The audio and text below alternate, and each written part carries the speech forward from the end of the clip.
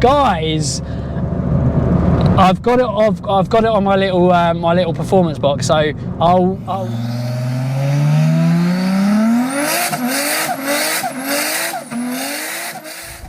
Hi guys, Alex Peak Performance Reviews. Welcome to another vlog and welcome to another car review.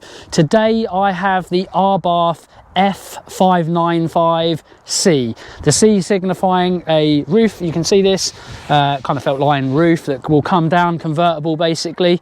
And the F595 is basically an all kind of new, different, more sporty version of the 595 we all know, and one of which I've reviewed myself. Some key kind of little things to this car: it does 0 to 60 in 7.3 seconds, so nothing crazy, but obviously for a little tiny car, again, it is nothing short of amazing.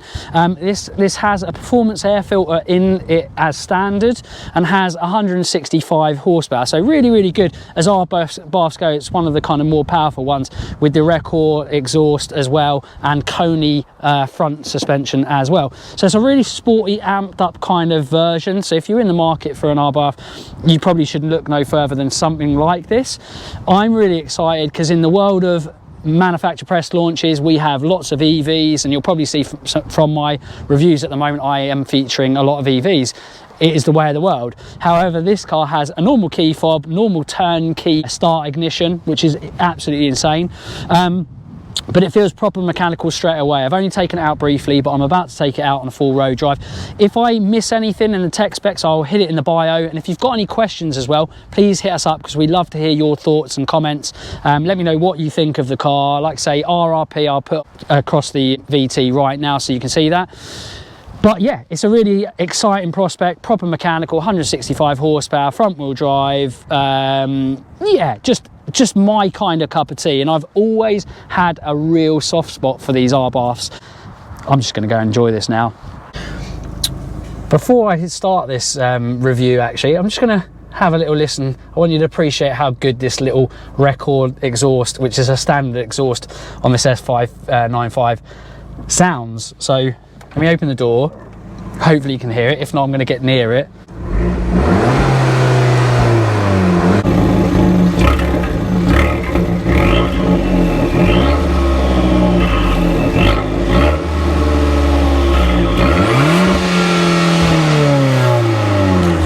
See, pretty damn cool if you ask me, especially from low down. You really do get some kind of a little turbo whistle kind of barble, which I really like, or burble, take it as you will. But yeah, it sounds just damn good, doesn't it? Anyway, enough of that. Let's go and enjoy the drive, and let's go drive. Right, and while we've got a private test road, let's have a go at a little 0 to 60 for you. 7.3 seconds is the apparent best 0 to 60. So let's see how we get on, and let's see if we can better that still further from that.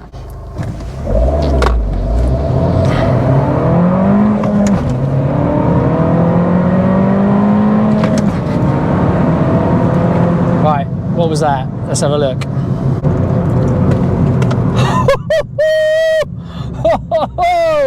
Guys, I've got it on my little performance box, so I'll let you know what this is. Right, so that was absolutely seamless, and I have to say 60 in this car is relatively hard. We did have a little bit of a slightly downhill section, so I wouldn't say it's cheating, but it probably was ever so slightly invalid. So I'm going to try and do it again. Bit of wheel spin.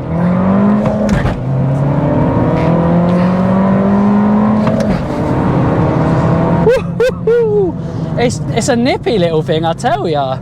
Right, the first one was 5.95 seconds, guys. A little bit more downhill. This one was a bit of both, actually, mixed, but down and up, but mainly actually up, and in general quite flat. And that second one was 0 to 60 in 7 seconds flat. So yeah, when it's flat, it probably makes a good bit of difference, but between the two, we've done a 0 to 60 of 5.95 and 7 seconds flat. And what I was going to say is this car has an awkward thing where 60 mile an hour, you're I think it's second gear, I think you're bouncing off second to get 60, or you have to go into third. So you either ride out second and you'll be like bop, bop, bop, bop, off the rev limiter, or you shift into third and accept it. With both those on both those occasions I shifted into third. So yeah, 0 to 60 and 7.3 claimed, absolutely smashed out of the park. I'm in no doubt that this would be easy in the sixes. I've done a 5.9, admittedly it's probably mainly downhill, but when we had a more flatter section just a little while ago, we did 7 seconds flat. It was 7.00, so it's, you know, this would do late sixes all day long, I can guarantee you. So and weirdly, as soon as I got in it, I did feel like it feels way quicker than a kind of car that would do 0 to 60 and 7.3. Like I say, light little car, sounds great, nice little gearbox.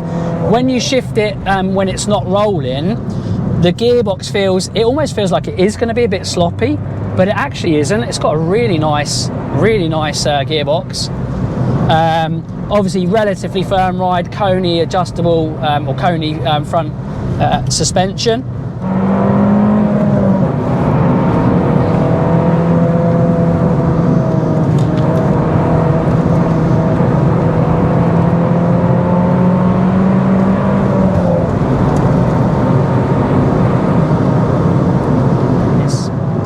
This F595 is just sublime and I adore it. This is that little car, you know, when you just sometimes think, what's that little plaything that you want in your garage? I have to say I've added this to my list. This is something special. It is an epically good car. And you think the chassis, even with this convertible roof, that is obviously decreasing the chassis rigidity. Abarth will be doing stuff to make that kind of still keep its rigidity, but what a car, what a machine.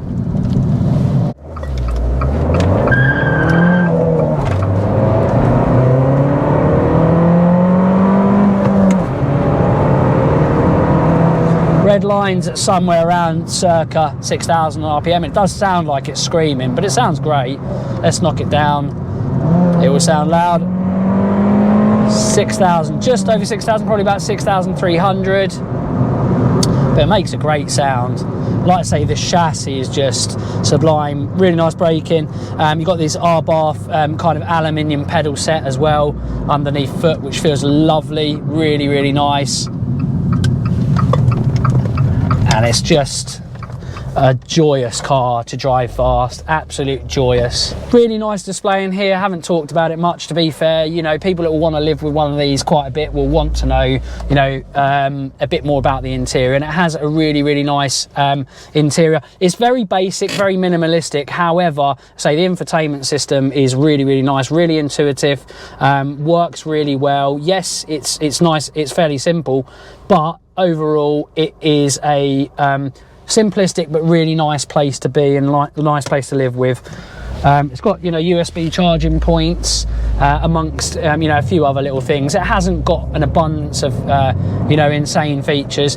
This is more, like I say, a fun little weapon of a car, of a fun dynamic car to have as a bit of a kind of B-road racing tool. It's not about luxury. It's not going to be about a luxury. It's not, although you can drive, I would say you can drive distance in these. It is a firm ride, but it isn't horrible. So I wouldn't worry about anything like that. It definitely does ride well enough to kind of go 200-300 miles if you wanted to. If you drive today, it feels like it rewards you with a more comfortable ride. But if you do want to drive, you know, obviously really fast, it does seem to feel like it's firming up.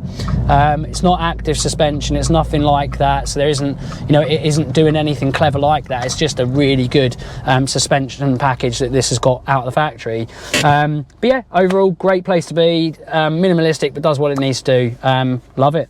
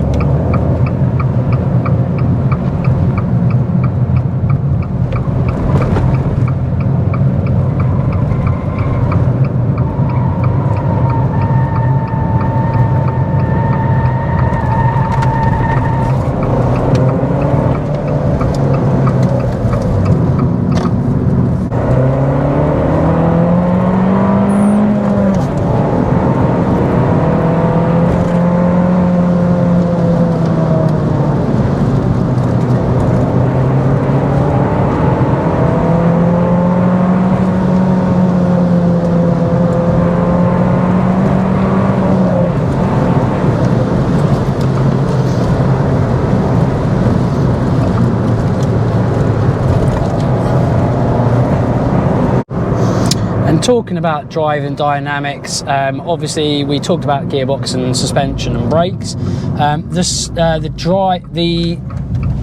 driving feel through the steering wheel is lovely. Like I did mention, the turn-to-turn lock is very, very tight, so you do get, I'll just do it now, a little quick switch back, left, right, really, really quick, dynamic front, grippy front end based on lovely communication through the instant response from the steering.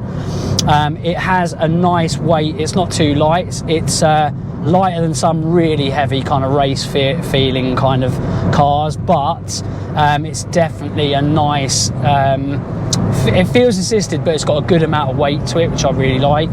I think that really, really improves the feel that you get through your fingertips. So it helps with communication through like steering and chassis, which I really like. So yeah, overall steering is really good as well.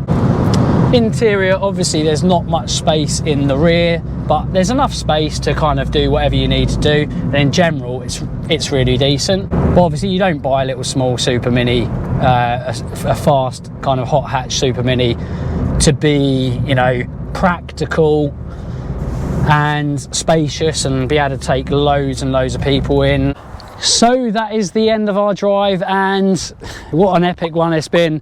I forgot how much I love these Abarths and how much of a soft spot I've got for them, but this F595, forget about whether it's a C or whether it's a normal one, this F595 is just unbelievable. I've driven so many iterations of Abarths. In fact, I can't recall how many I've driven, but actually, answers in the comment section. How many versions of Abarth are there?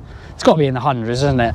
But it has got to be the best Abarth I have ever driven, bar any of them.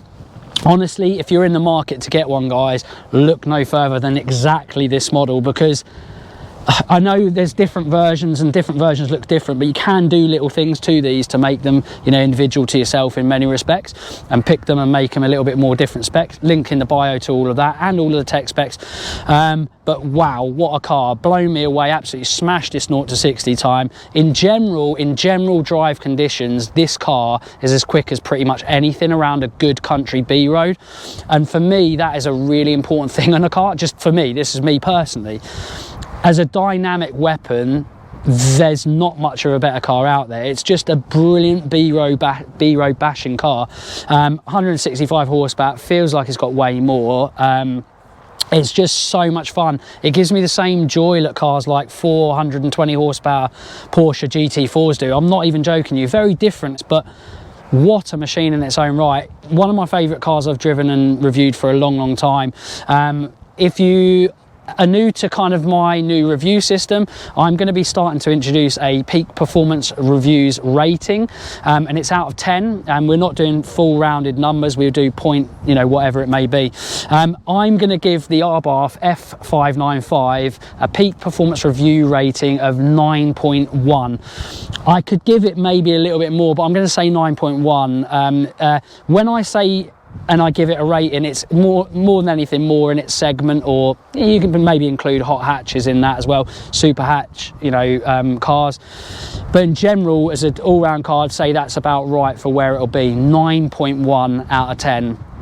It's just phenomenal. It's so good. The only thing it probably doesn't do is high-end top speeds and big, you know, 100 to 200 times and stuff like that, like, you know, exotic cars or fast cars with a lot of horsepower. But honestly, for an all-round dynamic weapon of what I kind of love, that easy is up there with the best. Like I say, 9.1, muchly deserved. I'm not going to keep babbling on, you would have seen my reviews. Guys, I hope you enjoyed it. If you've got any questions, hit us up in the comment section. As always, like, share, comment and subscribe. See you again on the next one. Bye for now.